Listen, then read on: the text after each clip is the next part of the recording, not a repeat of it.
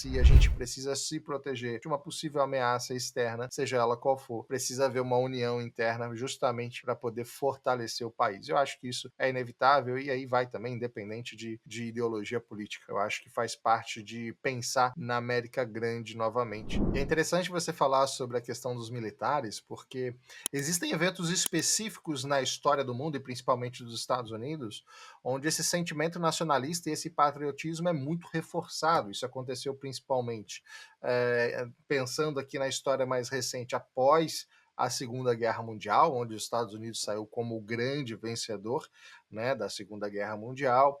É reforçado durante muito tempo ali também durante a Guerra Fria, e não só com ações políticas, mas principalmente pela mídia. O Hollywood ajudou muito a difundir esse sentimento de patriotismo dentro dos Estados Unidos. E por último, numa história mais recente, o 11 de setembro, em que as Torres Gêmeas foram derrubadas ali em Nova York, e isso reavivou muito esse sentimento de união patriótica no país e que existe um inimigo que quer de fato destruir os Estados Unidos. Isso foi muito aflorado ali no começo dos anos 2000, justamente por conta desse ataque terrorista. E, curiosamente, todos esses têm algum cunho militar, ou pelo menos o dos Estados Unidos sofrendo ataque à sua soberania, ataques reais de fato.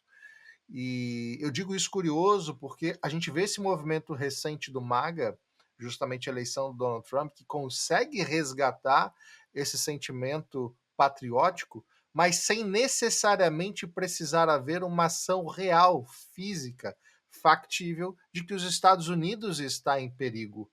Né? É um conceito criado de que, de fato, a soberania dos Estados Unidos estaria em risco diante de políticas globalistas. É interessante como que esse governo atual conseguiu resgatar esse sentimento com, não vou dizer com um inimigo inventado, mas com um inimigo imaginário, vamos falar dessa forma, uma vez que os Estados Unidos não foi fisicamente atingido. Né? Então, hoje, e eu acho que isso se atribui muito justamente à força e o poder da comunicação através de redes sociais, onde você consegue implementar uma ideia com muito mais efetividade do que acontecia antes. Então, mesmo sem ter uma ameaça factível, real ao país, ainda assim é possível reunir a população embaixo de uma ideia, embaixo de um conceito, resgatar esse patriotismo e implementar políticas públicas que visam tornar os Estados Unidos grande novamente. É curioso a gente fazer essa comparação, foi bacana você ter trazido esse aspecto militar, porque de fato tem uma correlação bem interessante aí, né? É muito bom ponto, Davi, esse seu com relação a essa capacidade do Trump poder resgatar esse patriotismo, nacionalismo, sem ter grandes, comoções militares no exterior, etcétera. Mas vamos trazer de volta aqui que os Estados Unidos, após a Segunda Guerra Mundial, foi o vetor dos principais órgãos multilaterais internacionais, a criação deles, né? A OTAN, a Liga das Nações, que virou as Nações Unidas, todas as agências de ajuda mundial, a Organização Mundial de Comércio, todas essas entidades multilaterais, que na realidade foram em todos os governos, eu vou dizer que quase todos os governos, com exceção do Trump e dos anos 30, quer dizer, anterior a isso, então não era nem relevante, é, os Estados Unidos sempre fez parte ativa desses órgãos multinacionais de cooperação, Ásia-Pacífico e etc. E é curioso que é exatamente o que o Trump faz também como parte da campanha dele nacionalista de dizer o seguinte: nós demos muito mais dinheiro para a OTAN do que os europeus, e eu vou tirar dinheiro de lá.